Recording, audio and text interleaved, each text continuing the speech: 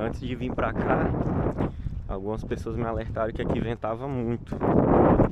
Eu não sei se tem um período, uma época certa do ano, mas até o momento começou a ventar agora, mas nada demais assim. Um vento razoável. E aqui faz muito calor, mas nada comparado a Fortaleza, enfim. Dá pra se virar de boa.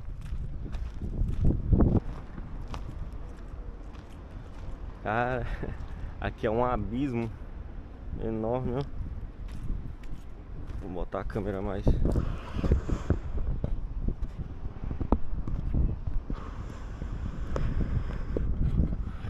Olha aí.